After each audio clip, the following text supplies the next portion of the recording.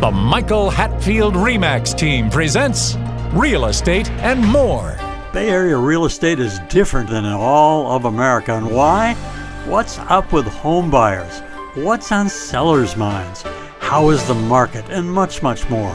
Now, here's your host, Michael Hatfield. Good morning. Our show today is about an interesting man. This gentleman is a former professional NFL quarterback, having played with the Tampa Bay Buccaneers. Playing in 5 seasons, he set records in the Arena Football League, XFL as well. Early years, he eventually led the Cal Bears to a 10-2 record and a number 8 national ranking in 1991. He is also the host of television show Gridiron Outdoors, founder of the Cal Ballers young quarterback coaching organization, EliteAthletesTV as well. Welcome to the show, Mike Pawlaski. Michael, great. Thank you for having me here today. God, it's great to have you on board this morning. I know our listeners are really excited. Doesn't it seem a little bit funny having a real estate show right in the middle of KGO sports? But here we go. Now we have you, so we're redeeming ourselves as sports enthusiasts. Well, I'm a sports guy, but I've been on KGO for years, right? Since 1996, and my games when I played in college were on KGO way back when. So this just feels like home for me, which just fits right in with the real estate show. Great. That's super. We're so happy to have you here. You grew up in Orange County, loving 2 sports, and many thought that you were going to go into professional baseball, but then something happened. Something incited you to climbing the gridiron ladder all the way up to an NFL quarterback. How did that happen? So I was always a sports guy. My dad was my coach growing up. I was into sports a lot. And when I was a kid, when I was really young, I actually was born with cystic fibrosis. And so as a result, I was sick. I was in the hospital a lot. Had pneumonia several times growing up and serious breathing problems. And there were 3 different times, the final one, which when I went into the emergency room, the doctors literally told my parents, if he makes it through the night, he's going to be okay. And my parents decided on the spot, we're doing something about this. And so my dad was an Army guy. He was a paratrooper. He was a, rub some dirt on it guy. And he said, sports. Learn how to breathe, learn how to strengthen those lungs. Wow. And my mom was a World War II survivor from Germany. Wow. And so she was a super tough lady as well. And they decided that sports was going to be the avenue to help me overcome this illness. So they put me into every sport possible. I was in track, I was in football, I was in baseball, I was in playing softball when I got to junior high, I was swimming, I was surfing, I was skiing, doing everything. And baseball, I had a natural knack for. I could hit the ball, I could throw, I could do all those things. And so I was a catcher. And football, when I finally got to play, my mom tried to keep me out of football. She was a soccer lady growing up in Germany, of course, or what they call football. And she kept me from playing until I was 12. Once I finally played at 12, I was a tight end. Loved it. I loved the fact that there was physical contact, that it was straight head-to-head competition. And so when I started playing football in high school, it spoke to me. It was the game that I was meant to play. I knew it at the time. And so I played both defensive back and quarterback. Oh, wow. And so I loved the physical side on defense. I had 11 interceptions my senior year coming out as a safety. But every coach that recruited me as a quarterback. So they must have seen something that I didn't know about. We were a wing tee, didn't throw the ball very much. But I was able to take that little bit of training as a quarterback and parlay it into a good future at Cal, obviously. Well, the sports became my armor. Like being able to play that was the way that I was going to fight back the disease. Yeah. So many victims out there these days, but that was not me. I was not going to be a victim to this. Me either. I was going to fight this and win, and sports became my armor against it. Wow, that's a heck of a story. I had no idea. And interestingly, along this football background, your record at Cal speaks for itself. I think you went on to college, you were recruited, you became one of Cal's, if not the Cal's winningest quarterback, modern quarterback of all time, and member of the Golden Bears Hall of Fame. What did you love so much about playing this sport with the Bears that made you excel to that level, or is it just you? It's a couple of things. Obviously, we talked about it was my armor, but it was also connection. The thing that I miss now, not being able to play, you hear guys talk about it all the time, is when you play, you love the locker room. You love being around your teammates. You love all of that. And In the NFL, Sundays are great. In college, Saturdays are great. In high school, Friday night lights are great. The games are the reward for the work that you put in all week. Mm-hmm. But truly, the experience that you miss when you're done playing is the connection with your teammates. The story that I told our team. You develop identity around a team. You develop identity around yourself by the stories that you tell yourself. And so if you repeat something often enough, if you continue to use the words that promote winning, that promote success, you're developing the identity of a winner. Mm-hmm. And so you have to have leaders on a team. That Cal team, we had several of them, but I was among them, and I was the one promoting that identity as a team, that we did not back down to anybody. We were not going to be the Cal teams of old. We were going to win, and win weekly, not just succeed and be happy about one win, but we were going to win continually.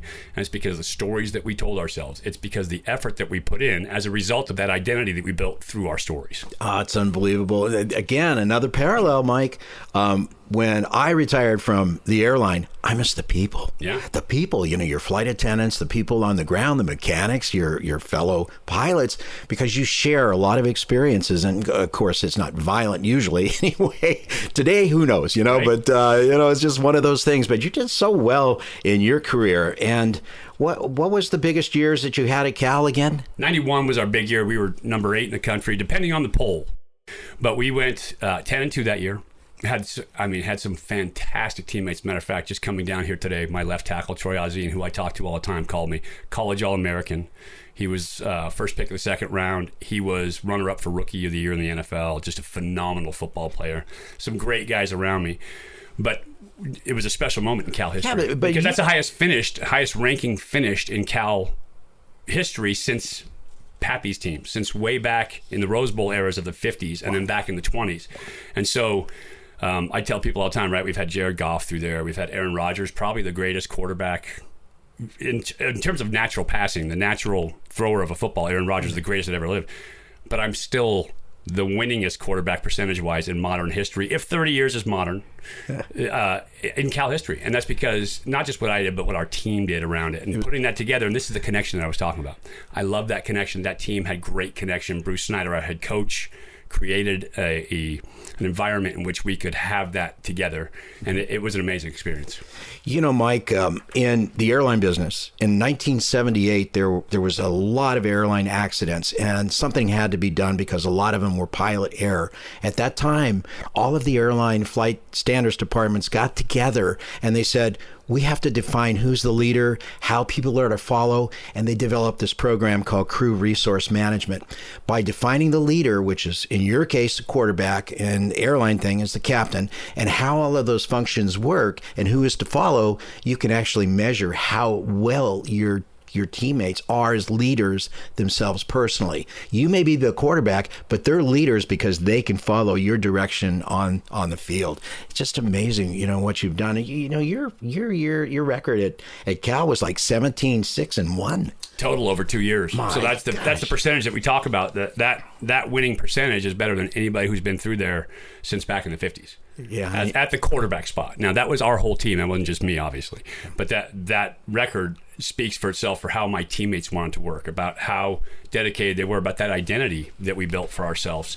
And you pointed out, I actually just came from one of Cal's practice because I'm doing the Cal Auburn game coming up this weekend. And actually, when people hear this, it'll be the Cal Washington game. But I'm coming from Cal's practice right now, and I talked to a player who just got injured, and he's going in for surgery tomorrow. He's done. He's a senior player, and he just ended his season. And the discussion that we had was, he said, I got to find a way now. And I said, here's the deal.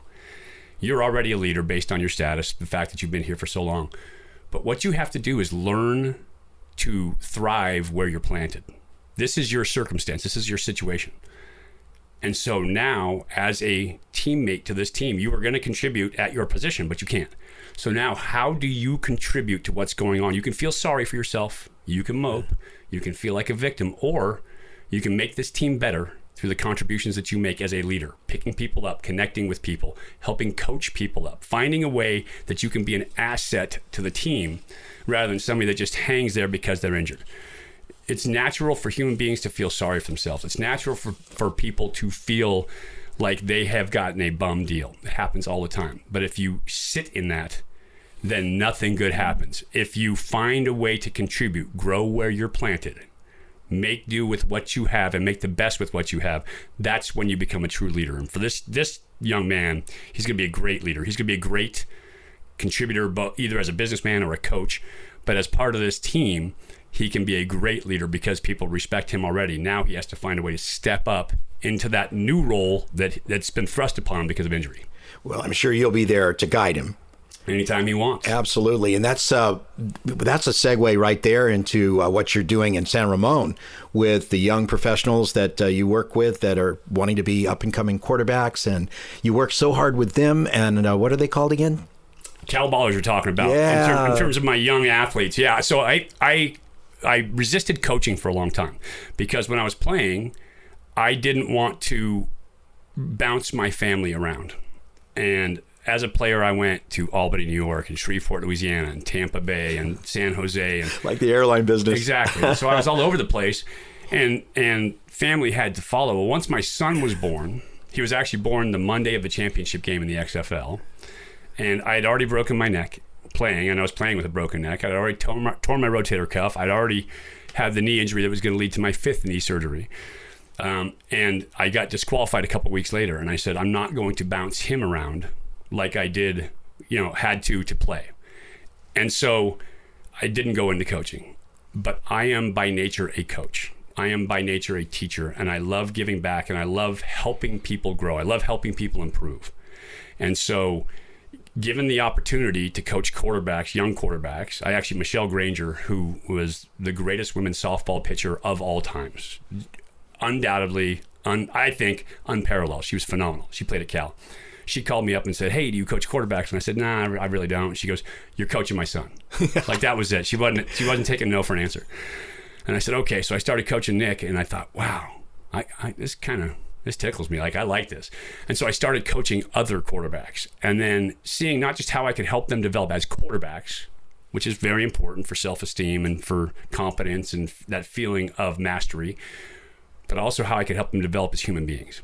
Because I think right now in our society, we are not doing that. We are telling everybody they are a victim. We are telling everybody it's somebody else's fault. We are finding a way to insert racism, sexism, everything into every conversation. Yes. Instead of working on individual exceptionalism, which is what made this country great, which is what makes people great, which is what leads to great lives. Couldn't agree with you more. And so being able to coach young athletes at a time when they're still impressionable, at a time when they can still grow, at a time when they can see the benefit of doing the work, of outworking somebody else, not saying, ooh, I'm here because I'm a victim. No.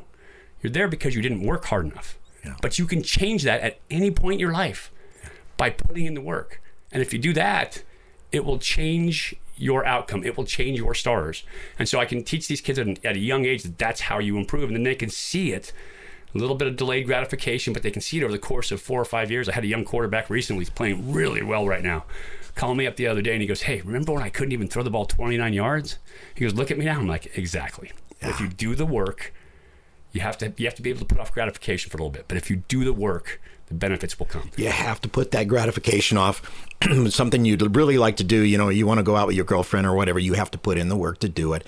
Absolutely. I find so much of a parallel with what we do in professional aviation. It's a lot of the same thing. Mm-hmm. The thing about you, though, is you have been there and now you're coming back and you're sharing what you have. A lot of teachers don't start by having been there, but you've 30 years around your sport? Yes. Yeah. Since I was 15. So, but you're 16 now. So. Yeah, exactly.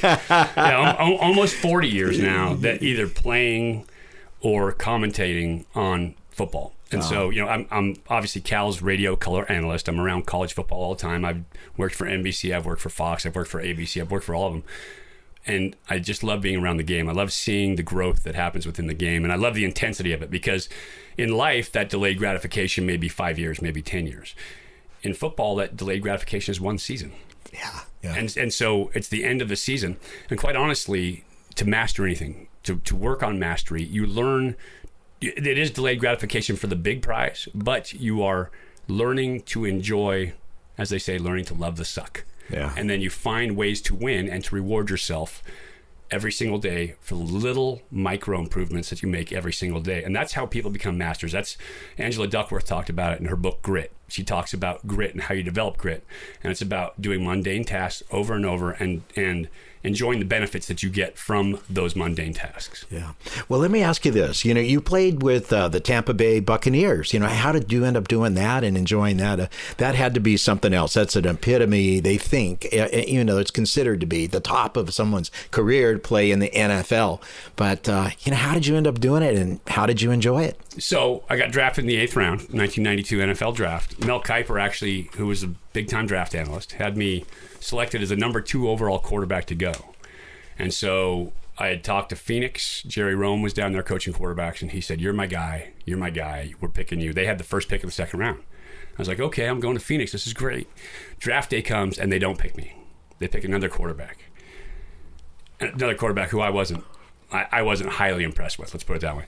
And then they keep bumping down. My coaching staff at Cal left right after I got done playing. They went to Arizona State. Steve Mariucci went to the NFL. Like, a bunch of things went on. And Mooch called me during the draft. He's like, hey, because he knew I was sliding. And he said, I talked to Coach Holmgren. We're not drafting you. He won't let me draft you because he did that and he lost his relationship with his quarterback. Like, there was a bunch of guys calling me behind the scenes. And they knew I was supposed to be going to Phoenix. And so here I am on what's supposed to be a great day in my life, and it's a really disappointing day. And it turns out Jerry Rome's father died on Thursday. Oh, so as much as my dismay at what was going on, it's only like an $800,000 swing in 92, which is big money, right? Big money. He lost his father. And so he's like, you were my guy. I told him what I wanted. Didn't happen. But we just, got to move forward. So that's what happened. I got to Tampa, had another quarterback. We were the same exact guy, but he was drafted ahead of me. And it was an interesting experience to be there. Everybody thinks this is the pinnacle, but things are never what they're you think about all the things that you pursue, and you get to that pinnacle, and all of a sudden it's like, well, it's not quite what I expected it, right? Because you get that dopamine drop-off. The dopamine kicks in when you're getting the little rewards on your way there, when you're improving, when you're growing, when you're getting better, when you're in the chase, yes. Right? This is the hunter. Yes. You're in the chase. But then you accomplish that goal, and it's like, wow, now what? And so I got there, and I wasn't getting my shot. I wasn't getting to play. I was backing up. They literally put me in somebody else's jersey so that when the NFL came in, they couldn't say, oh, the guy that you put on injured reserve is playing. So they were breaking the rules with me at the time to get me on the field. That's terrible. And so it felt shady. It felt off. And Tampa was one of the worst organizations in the NFL at the time. So I didn't love it. And I started to lose my love for the game. Went to the CFL the next year, played for a guy who I wasn't impressed with on a moral value. For 2 years in a row in the CFL. Finally ended up back in the Arena League, and I got to Albany. Yeah. And my head coach at the time was Mike Hohensee, who I still keep in contact, but he left right away. I was a backup there. I was just going to go back to law school. I was done. I was over it. And then Mike Daly took over. And Mike Daly is one of the finest human beings on this planet, period. End of discussion. You did so well with our head coach. Well, Arena. And he has a record as a head coach of winning championships because he believes in quality character guys. Mike Daly, I went into his office and I said, here's the deal. If you want cancers who run fast but are hard to deal with, I'm not your quarterback. Yeah. When he wanted to sign me, and I said, but if you are willing to put in the time, put in the effort to build a quality character team, I'll lead that team to a championship. And he committed to it because he's a character guy. And we built what is now considered the greatest team in the history of arena football in that year in 1999. And so that was because of character over talent. And that was a huge deal. Wow, that just sounds like anything. You were in there for like 5 years with arena football. But did it seem a little bit strange, the field being so small as opposed to the normal football field? Yeah, when you first get there, the angles feel really weird. And you have walls, so you're worried about throwing guys into walls. It's an interesting deal, but I learned to love it even more than the big field game. Wow. Because it's all passing all the time, and it's a lot of one-on-one coverage, and as a quarterback, it's a dream league. I'd imagine it. You broke all kinds of records in the AFL too for what they have. You had like 16,673 yards, 303 touchdowns. That's the most touchdown passes in a single game. I believe you had too, right? I tied it. Kurt Warner and I were there together, and so Kurt and I used to compete against each other. And I think, and I don't remember the record exactly either. I think we played each other 4 times, and we either split it or I won 1 extra in 5 games. I don't remember. Anyway, but you could throw the ball a lot. So 10 touchdowns in a game happens. Kurt broke it first. I came back and got it. Aaron Garcia got it. So there were some guys who could really play the position. And like I said, it's a quarterback's game. You have to throw a lot of touchdowns in that game. Absolutely. And they had a name for the Albany Firebirds at the time. It was called what? The greatest team of all time. Of all time in the Arena Football League. That's exactly right. And then you tried out in the XFL for a while. Well, how was that one? It was interesting, right? It was a lot of fun. I mean, you were dealing with some really good business minds. Jim McMahon is a showman out front. And, we've seen what showmen can do. They can lead countries for, that's, if you can create the persona to the people, you can do a lot of things. McMahon is that way. He's actually a lot quieter behind the scenes than like when you first meet him. You're like, "What? Really? Is this the same guy?" But he's brilliant. He is brilliant, and his concept for the league was great. Now, you never get anything right in year 1, and NBC unfortunately had a policy that if it wasn't a profit center, they'd cut it. And so we had that first year. It wasn't quite right, but because NBC was a partner, they're like, "Well, no, we're getting out." And so it kind of fell apart after that year. But the football got better and better and better and better as we went along. I bet it did. And the environment got better and better because nobody knew each other coming in. Players like you? Exactly. You're trying to throw people into a room and say, "Hey, go play football." That isn't how it works. Yeah. There's so much chemistry, there's so much timing, there's so much repetition to what you have to do that it takes a while to get good. And the game got better towards the end. I'm glad to see The Rock bringing it back. I'm glad to see the XFL because there's a lot of really, really good football players that deserve an opportunity to play and that they aren't getting it. Because the NFL is a premier place. It's where the best go to play, period. It's the best athletes in the world. But there's some great guys who can play entertaining football who aren't in the NFL for one reason or another that can still play. Wow, that's incredible. Shifting gears a little bit, we were talking about the coaching. Elite Athletes TV. Unbelievable. Can you just give us a brief on that one? So there's a kid in Cornfield, Iowa right now that doesn't have access to a quarterback coach. He can't get to it. And kids coming out of high school are much more polished now than they were when I was playing. It used to be that you would pick a raw talent, bring him in, and then you would teach him how to play the position.